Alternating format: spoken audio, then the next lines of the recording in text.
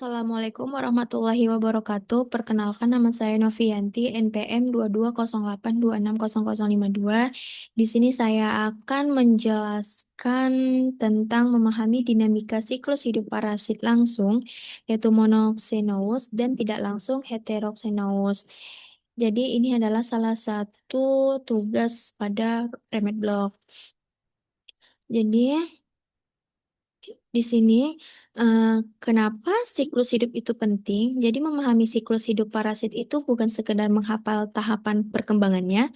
Dalam dunia medis dan kesehatan masyarakat, siklus hidup adalah kunci emas untuk menentukan strategis pencegahan, diagnosis, hingga pengobatan. Jika kita tahu di stadium mana parasit bersifat infektif dan bagaimana ia berpindah, kita bisa memutuskan rantai penularannya.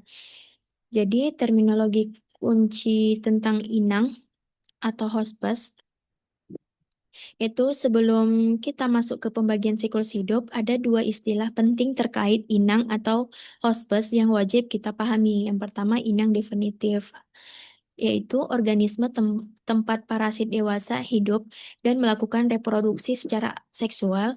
Yang kedua, inang perantara, yaitu organisme tempat parasit berkembang pada fase larva atau melakukan reproduksi secara aseksual. Berdasarkan keterlibatan inang-inang inilah, siklus hidup parasit dibagi menjadi dua kelompok besar, yaitu siklus hidup langsung dan siklus hidup tidak langsung. Yang pertama, siklus hidup langsung atau monoxenous. Jadi, ini kata mono artinya satu, sesuai namanya, parasit dalam kelompok ini hanya membutuhkan satu jenis inang, yaitu inang definitif seperti manusia, untuk menyelesaikan seluruh siklus hidupnya, dari telur atau kista hingga menjadi dewasa dan bertelur kembali. Di luar tubuh inang, parasit biasanya bertahan hidup dalam bentuk telur, kista, atau larva, bebas di lingkungan sekitar seperti tanah ataupun air. Jadi, kasus yang pertama itu soil transmitted helminth atau Ascaris lumbricoides. Ini contoh paling klasik dari siklus hidup langsung adalah cacing gelang atau Ascaris lumbricoides. Mari kita telusuri alurnya, yaitu manusia yang terinfeksi membuang kotoran yang mengandung telur cacing. Jika sanitasi buruk, telur ini mencemari tanah. Di tanah, telur mengalami pematangan. Ketika seseorang mengonsumsi makanan atau air yang terkontaminasi telur matang ini tanpa mencuci tangan, telur akan tertelan di dalam usus halus. Telur menetas menjadi larva, menembus dinding usus, ikut aliran darah menuju paru-paru, naik ke tenggorokan, dibatukan, lalu tertelan kembali ke usus untuk tumbuh menjadi cacing dewasa. Jadi, studi kasus kedua yaitu penetrasi kulit, cacing tambang, dan autoinfeksi cacing keram.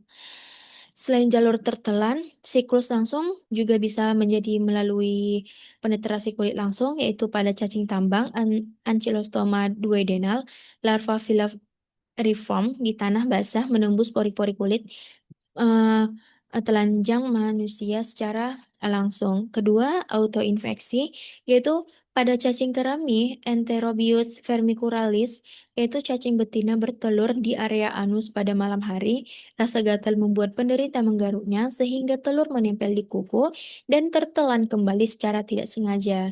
Jadi siklus langsung sangat bergantung pada sanitasi lingkungan dan higienis personal penderita. Selanjutnya siklus hidup tidak langsung.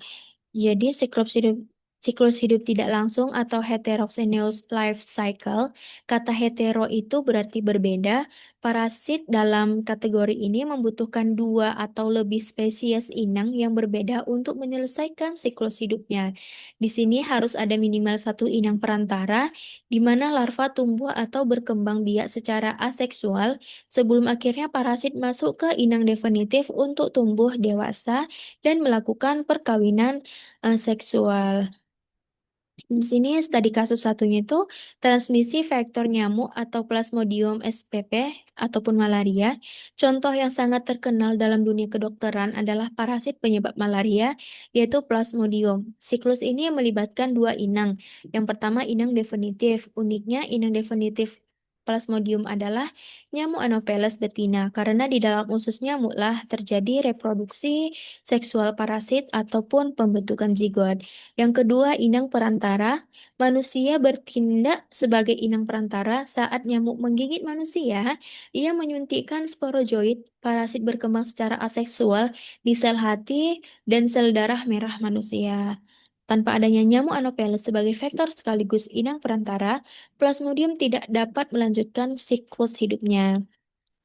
Selanjutnya kasus 2, transmisi rantai makanan atau Taenia saginata dan Taenia solium. Model kedua dari siklus tidak langsung adalah melalui rantai makanan seperti pada cacing pita, Taenia saginata, at- ataupun cacing pita sapi. Jadi di sini manusia adalah inang definitif mengeluarkan ruas cacing berisi telur melalui feses. Pada sapi, inang perantara memakan rumput yang terkontaminasi telur cacing tersebut. Di dalam tubuh sapi, telur menetas dan larvanya membentuk kista atau sistiserkus di dalam otot ataupun daging sapi. Ketika manusia mengonsumsi daging sapi mentah atau kurang matang yang mengandung kista tersebut, kista akan menetas dan berkembang menjadi cacing pita dewasa di dalam usus manusia. Selain itu ada pun contoh lain seperti filariasis dan fasciola hepatica. Contoh lainnya meliputi Wuchereria bansofti, yaitu penyebab kaki gajah yang membutuhkan nyamuk Aedes sebagai perantara, serta Fasciola hepatica atau cacing hati yang membutuhkan siput air tawar sebagai inang perantara pertamanya. Selanjutnya implikasi klinis dan pencegahan.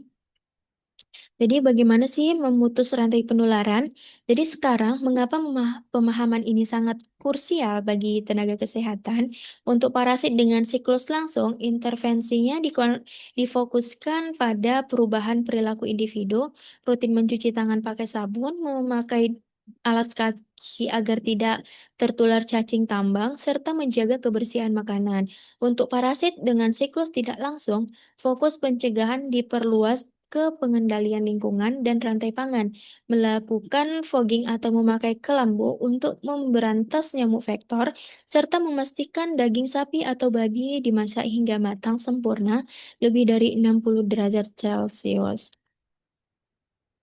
Jadi kesimpulan pada pembelajaran kali ini, siklus hidup parasit mencerminkan bagaimana organisme beradaptasi luar biasa untuk bertahan hidup, baik melalui strategi sederhana satu inang pada siklus langsung, maupun strategi kompleks multisenter pada siklus tidak langsung. Semoga penjelasan ini memberikan gambaran yang jelas membantu maupun studi di bidang parasit. Ini referensi yang saya gunakan.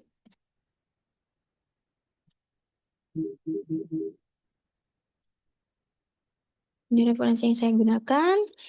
Saya mohon maaf jika ada kata yang salah. Kepada Allah saya mohon ampun. Sekian, terima kasih. Wassalamualaikum warahmatullahi wabarakatuh.